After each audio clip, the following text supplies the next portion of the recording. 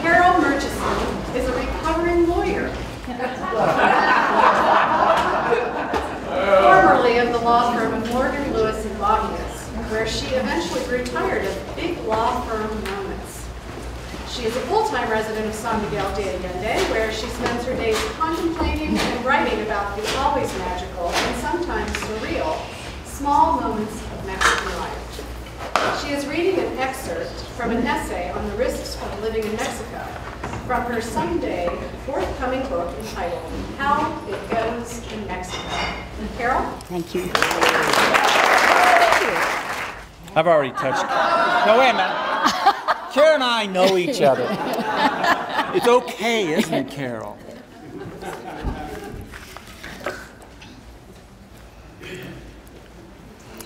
How it goes in Mexico, where risk is relative. Where would you hide money to keep it safe from carjacking? I asked a woman I had just met at a cocktail party in San Miguel. I was doing an informal and haphazard survey about safety precautions while driving in Mexico. She paused thoughtfully. "Under the floor mat in the back seat," she replied. I could see that she was clueless about how carjacking actually goes down, so I pretended that I had to call my mother, and I moved on. What precipitated my survey was that an American couple had been carjacked on a West Coast Mexican highway. They were not physically harmed, but being left on the side of the road with nothing is an unpleasant prospect. I was worried because we were going to the beach, and we too were driving. My husband, Senor Roberto, and I began to strategize our trip. We were not worried about the car, in short, the computers backed up to the cloud, or the old clothes that we packed to hang out at the beach. But if we had to be left on the side of the road, we wanted to do so with our money intact. Where we were going, American Express might as well be the Pony Express, and the nearest ATM, 45 minutes away, rarely has money. In our car, cash is riding shotgun. My survey revealed that the most popular hiding places for money in case of carjacking are in a shoe or a bra. I am wearing sandals, and I'm not satisfied with the bra solution. It might create a lumpy fashion statement and the possibility of bad jokes about assets and endowments. Finally, I came up with a creative, out-of-the-box idea. At dinner with friends, I revealed that despite the carjacking, I was not worried about carrying cash on our trip. Everyone leaned in close to hear the secret of my confidence. Sanitary napkins, I whispered.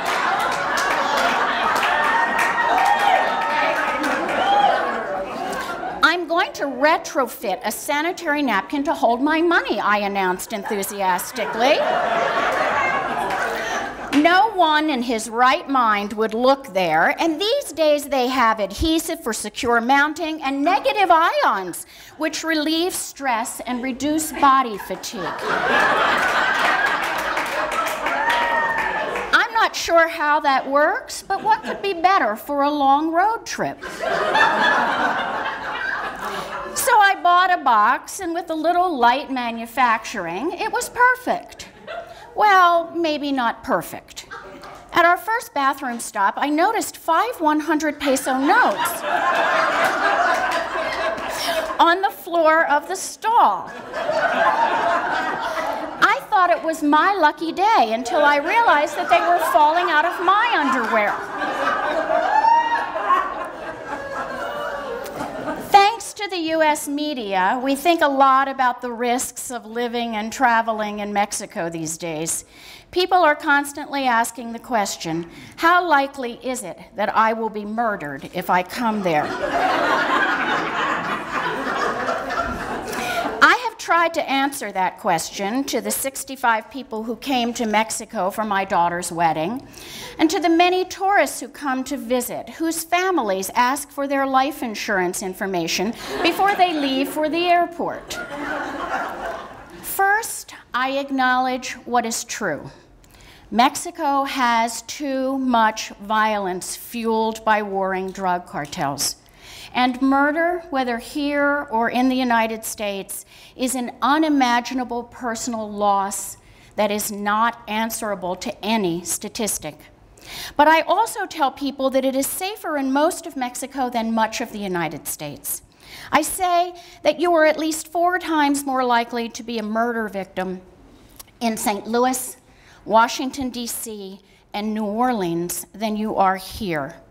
In fact, many of the people who ask are happily living in cities with a higher murder rate than San Miguel's.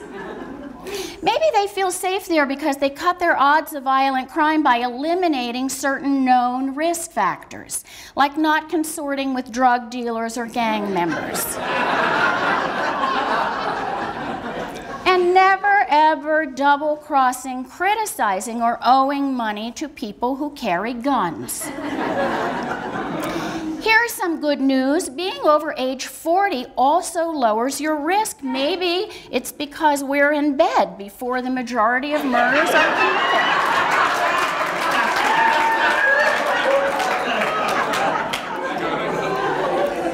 And being female does too. More than 78% of murder victims are male. I also highly recommend living with a nice, nonviolent person.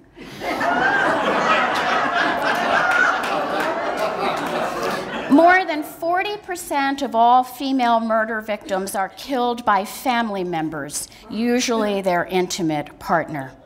Eliminating just a few risk factors greatly decreases the already low odds that you will be a victim anywhere, whether in your hometown or in Mexico. Of course, statistics are not a guarantee. They are information to help us make more rational choices. The problem is, it is our perception of risk, not statistics on risk, that drives our decisions. And our perceptions are notoriously irrational. If one shark fin is sighted off the shore, the beach will be empty for the summer. But guess what? It is more likely that you will die falling from a ladder cleaning out your gutter, which your wife made you do because you didn't want to go to the beach. And some of the people in the U.S. who will not travel to Mexico because they're worried about dying before their time will explain this to you while smoking a cigarette, eating a Twinkie, and balancing a drink on the top of their basketball-sized stomachs. Newsflash. You are more likely to die of heart disease than to be murdered in Mexico or anywhere else in the world. There are a lot of reasons why we irrationally fear some risks more than others, and as tourists or residents in Mexico and San Miguel, we experience many of them. A lack of control, an element of the unknown, a heightened fear when the victim is an American or a Canadian who looks like us. Add in the brain's natural proclivity for negative rather than positive news, and it's hard to remember that the odds of being a victim of violence in Mexico are similar to the odds of Senor Roberto getting a date with a supermodel,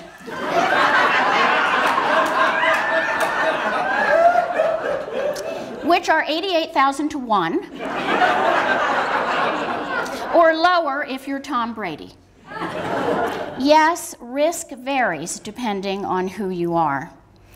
I met a Canadian couple who had long driven their RV from Canada south into Mexico. I asked them if they were at all afraid now. Oh, absolutely. We're always afraid when we make this trip.